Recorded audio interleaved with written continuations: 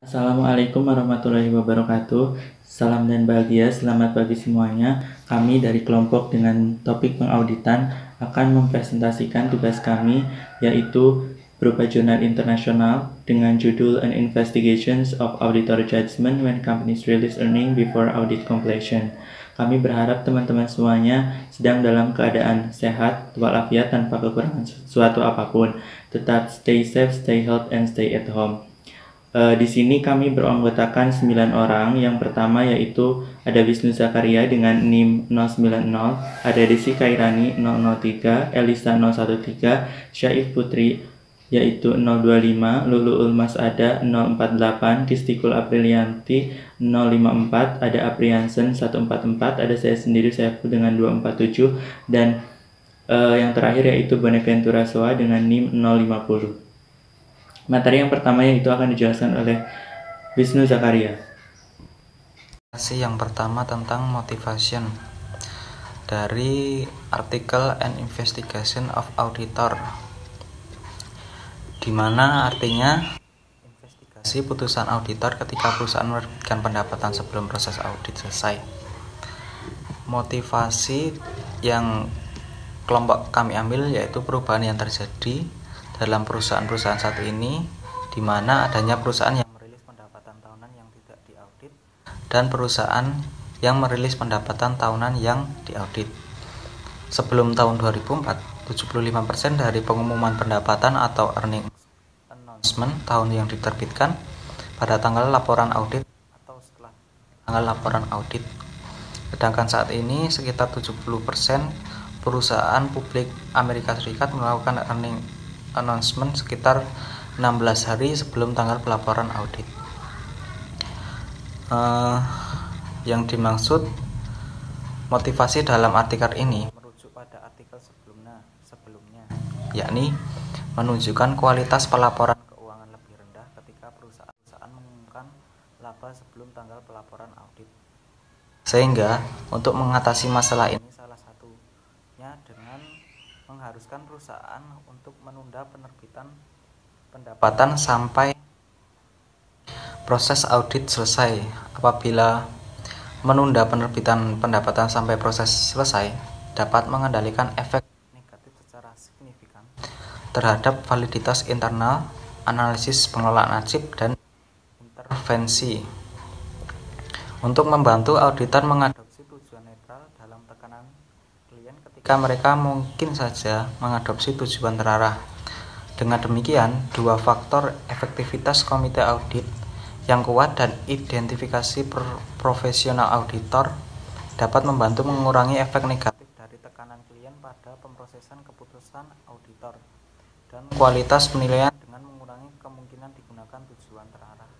Sekian dari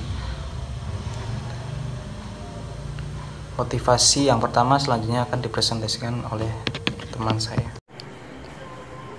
Oke, baik, saya Bonaventura Soa, NIM 050 akan melanjutkan materi tentang teori penalaran.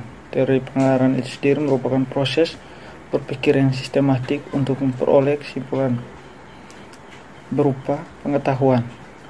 Kegiatan penalaran mungkin bersifat ilmiah atau tidak ilmiah. Dari prosesnya, penalaran dapat dibedakan sebagai penalaran indukatif dan penalaran dedukatif. Penalaran indukatif cara berpikir dengan menarik kesimpulan umum dari pengamatan atas gejala-gejala yang bersifat khusus. Sedangkan dedukatif, contoh satu paragraf yang dibentuk dari satu masalah yang bersifat umum lebih luas. Setelah itu ditarik kesimpulan yang bersifat khusus atau lebih spesifik. Penalaran ilmiah mencakup dua proses penalaran, yaitu yang pertama, adanya satu pola berpikir yang luas dapat disebut logika, dan yang kedua, sifat analitik dari proses berpikir. Analitis pada hakikatnya merupakan suatu kegiatan berpikir. Perasaan, intuisi merupakan cara berpikir secara analitik. Teori penalaran termotivasi. Kami berharap tujuan terarah auditor akan mempengaruhi pemrosesan keputusan mereka dengan cara yang mendukung kesimpulan laporan tahunan yang diinginkan. Kami memperkirakan auditor dengan tujuan terarah dan memiliki tekanan klien akan memiliki keterlibatannya yang cenderung lemah dalam pemrosesan keputusan, di mana mereka akan memilih pemikiran yang kurang kritis, yang kurang profesional, di mana hal ini selanjutnya dapat menghasilkan penilaian kualitas laporan pendapatan tahunan yang lebih rendah. Dengan mengikuti teori penalaran yang memotivasi ini, kami memaparkan bahwa tujuan terarah auditor ini memiliki pengaruh pada proses pengambilan keputusan mereka dengan cara-cara yang dapat mengurangi pemikiran kritis dan profesional, yang selanjutnya hanya akan menghasilkan penilaian auditor dengan kualitas yang lebih rendah. Kami membuat prediksi ini karena adanya tingkatan-tingkatan keterlibatan komite audit yang khusus saat ini, yaitu independen, ahli, tetapi tidak secara aktif terlibat dalam menyelesaikan masalah pelaporan. Yang selanjutnya memperluas penilaian sebelumnya yang membahas mengenai tujuan terarah. Kami mengidentifikasi efektivitas komite audit yang kuat sebagai sarana untuk mengurangi adopsi 7 terarah oleh auditor, yang dengan demikian mengurangi efek negatif karena adanya tekanan klien, yang mana hal ini akan berpengaruh pada kualitas penilaian auditor. Kami membuat prediksi ini karena adanya tingkatan-tingkatan keterlibatan komite audit yang khusus saat ini, yaitu independen, ahli, tetapi tidak secara aktif terlibat dalam menyelesaikan masalah pelaporan. Yang selanjutnya memperluas penilaian sebelumnya yang membahas mengenai tujuan terarah. Kami mengidentifikasi efektivitas komite audit yang kuat sebagai sarana untuk mengurangi adopsi 7 terarah oleh auditor, yang dengan demikian mengurangi efek negatif karena adanya tekanan klien, yang mana hal ini akan berpengaruh pada kualitas penilaian auditor. Selanjutnya kami akan membahas terkait dengan rumusan masalah dan hipotesis yang digunakan di dalam jurnal internasional tersebut. Nah, sebelum kami menjelaskan rumusan dan hipotesis tersebut, kami akan mengulas terlebih dahulu sebenarnya apa sih audit atas laporan keuangan tersebut. Jadi, audit atas laporan keuangan adalah suatu proses sistematik yang digunakan untuk menilai atau mengevaluasi bukti terkait dengan kejadian atau transaksi ekonomi yang terdapat dalam laporan keuangan, apakah hal-hal tersebut itu sudah disajikan secara wajar sesuai standar yang berlaku ataupun belum, di mana nanti hasil dari penilaian atau evaluasi bukti tersebut akan dikomunikasikan dan diinformasikan kepada pihak-pihak yang berkepentingan, baik itu pihak internal maupun pihak eksternal dari perusahaan itu sendiri. Nah, untuk rumusan masalah yang terdapat dalam jurnal tersebut, yaitu yang pertama, apakah pendapatan yang diterbitkan atau earning announcement atau pengumuman pendapatan itu berpengaruh terhadap tujuan terarah auditor dan penerimaan perlakuan akuntansi agresif klien. Lalu rumusan masalah yang kedua, apakah efektivitas komite audit berpengaruh terhadap tujuan terarah auditor dan penerimaan perlakuan akuntansi agresif dari klien. Selanjutnya yaitu hipotesis yang digunakan dalam jurnal tersebut.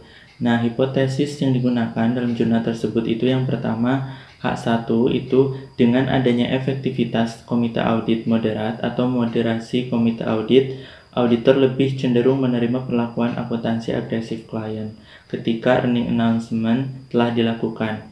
Tetapi efek dari penerbitan pendapatan tersebut dia berkurang ketika ada efektivitas komite audit yang kuat. Lalu hipotesis yang kedua atau H2-nya, pengaruh bersama pada kemungkinan auditor menerima perlakuan akuntansi agresif dari klien terkait dengan adanya perbedaan efektivitas komite audit dan waktu pengumuman pendapatan tahunan sehubungan dengan penyelesaian audit yang dimediasi oleh tujuan terarah auditor. Jadi hipotesis tersebut itu diambil dan diambil dan disusun sesuai dengan penelitian-penelitian sebelumnya sehingga terbentuk hipotesis 1 dan hipotesis 2.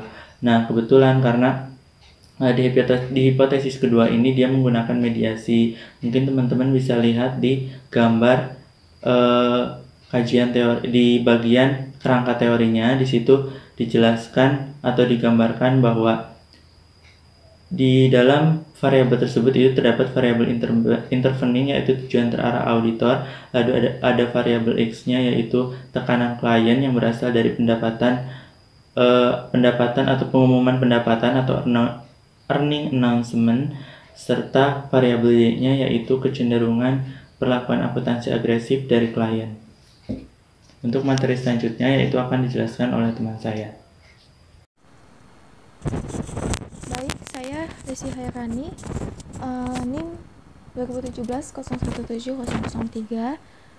Di sini saya akan menjelaskan mengenai slide yang tentang metode. Yang pertama itu metode kuantitatif.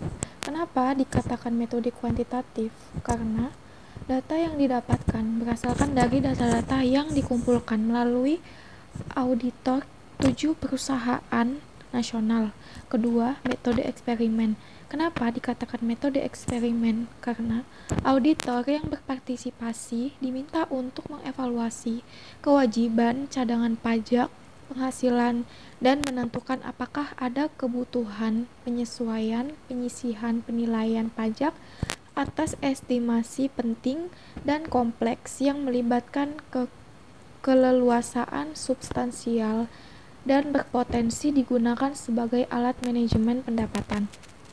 Dari penelitian variabel independen, penulis mengungkapkan mereka memanipulasi waktu penghasilan tahunan sehubung dengan audit akhir tahun pada 2 tingkat.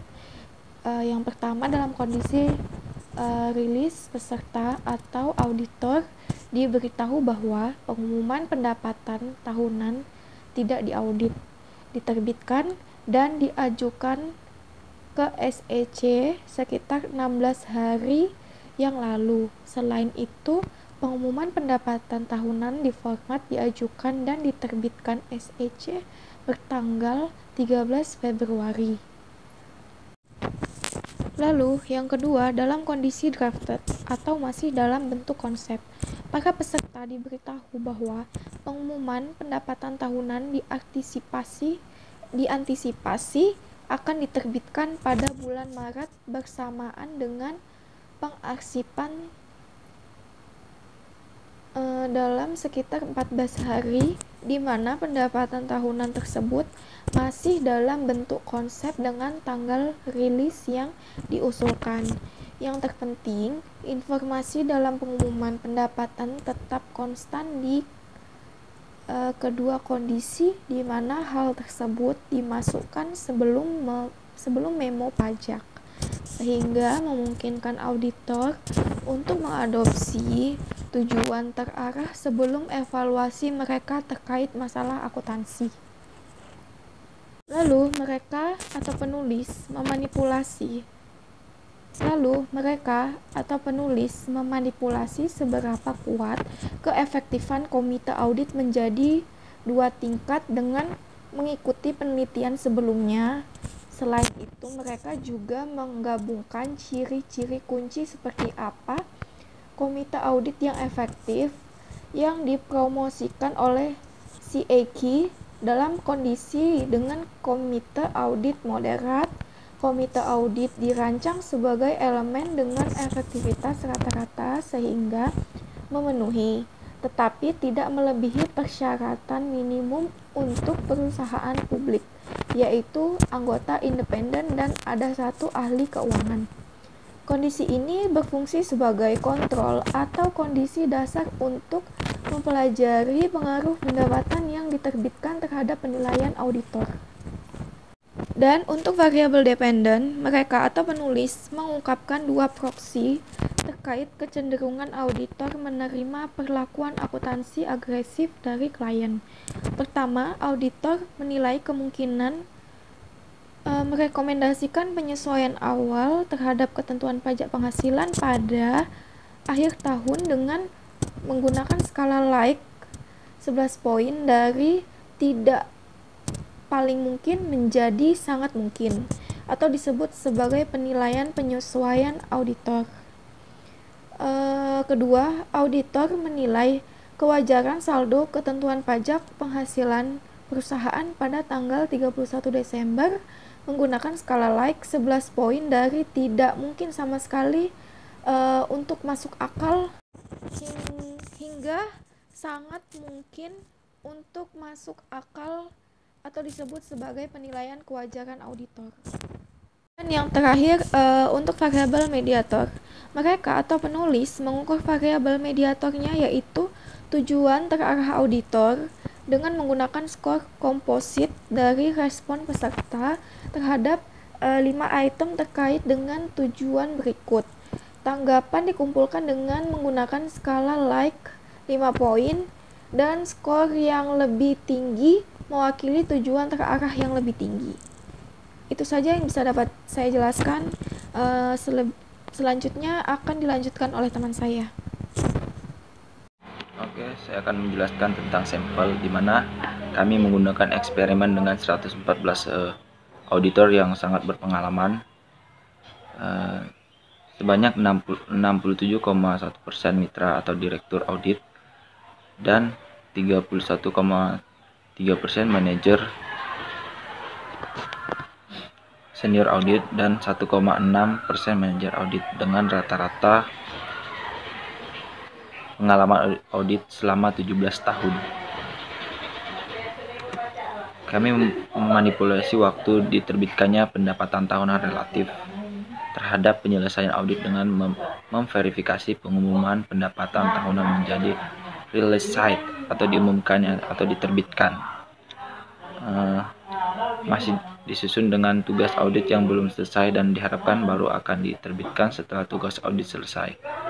Kami juga memanipulasi efektivitas komite audit dan membuat komite audit yang kuat, di mana dimodelkan dengan karakteristik kelompok advokasi audit yang dibuat sebaik mungkin, yang disebut DPCAOB pada tahun 2012, CAKI 2013 dan 2016, termasuk keterlibatan komite audit yang aktif dalam masalah akuntansi dan berkomunikasi secara proaktif dengan auditor, di mana model tersebut kami harapkan dapat dicapai meskipun dalam praktiknya relatif jarang terjadi. Selanjutnya, jurnal pendukung.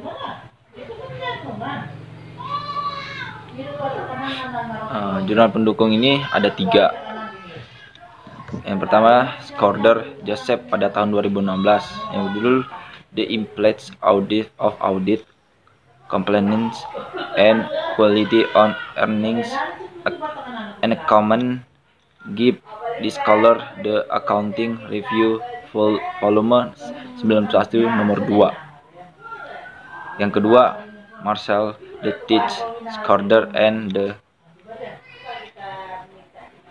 TL Johan 2018,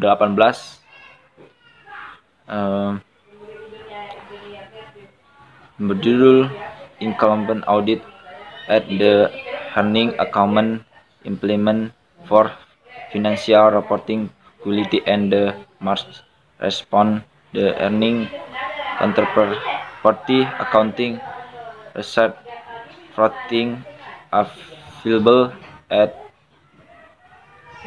Yang selanjutnya, Kartika Sari Nungki Bambang dan Aulia pada tahun 2018, yang itu perbedaan tujuan auditor atas tingkat overvidence, pertimbangan auditor, studi eksperimental, ekuitas, jurnal ekonomi dan keuangan.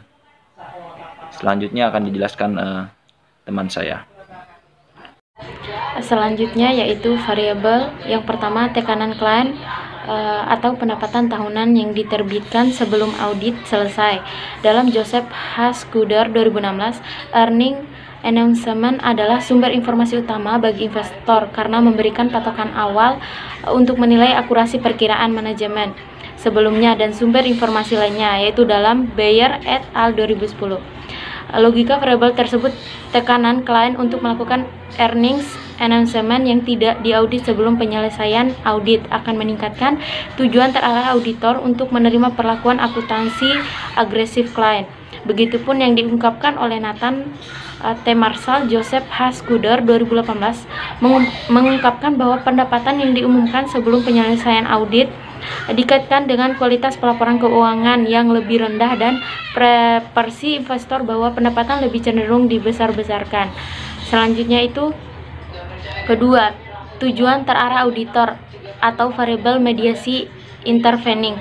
Logika dari variabel ini adalah memperkirakan auditor dengan tujuan terarah dan memiliki tekanan klien akan memiliki keterlibatan yang cenderung lemah dalam pemrosesan keputusan, di mana mereka akan memilih pemikiran yang kurang kritis dan skeptisme yang kurang profesional, di mana hal ini selanjutnya dapat menghasilkan penilaian kualitas laporan pendapatan tahunan yang lebih rendah, yaitu dalam Nolder dan Kodus 2018. Sebagai hasilnya, kami memperkirakan tujuan terarah auditor akan meningkat kecenderungan mereka untuk menerima perlakuan akuntansi yang agresif dari klien. Selanjutnya variabel yang ketiga. Dalam variabel yang ketiga tentang overconfidence pertimbangan auditor. Dalam penelitian Bhaskar pada tahun 2019 dijelaskan bahwa pertimbangan auditor dipengaruhi oleh kecenderungan perlakuan akuntansi agresif klien yang dimediasi oleh tujuan terarah auditor. Penelitian tersebut didukung oleh Nungki Kartikasari pada tahun 2018. Auditor memiliki tingkat keyakinan yang tinggi atas pertimbangannya ketika bertujuan akurasi, direksional, dan kombinasi. Sedangkan untuk tingkat keakurasian, pertimbangan auditor diketahui paling tinggi untuk tujuan akurasi dan paling rendah ketika bertujuan direksional. Selanjutnya hasil penelitian. Hasil penelitian dari hal tersebut yang pertama yaitu efektivitas komite audit yang kuat dapat secara efektif mengurangi efek negatif pendapatan yang diterbitkan terhadap penilaian auditor. Terus hasil penelitian yang kedua yaitu identifikasi profesional auditor yang lebih tinggi dapat secara signifikan mengurangi adopsi tujuan terarah auditor karena tekanan klien. Dan selanjutnya yang ketiga, dengan demikian secara umum hasil penelitian kami adalah berharap dua faktor ini yaitu efektivitas komite audit yang kuat dan atau identifikasi profesional auditor dapat membantu mengurangi efek negatif dan tekanan klien pada pemrosesan auditor dan kualitas penilaian dengan mengurangi kemungkinan digunakannya tujuan terarah.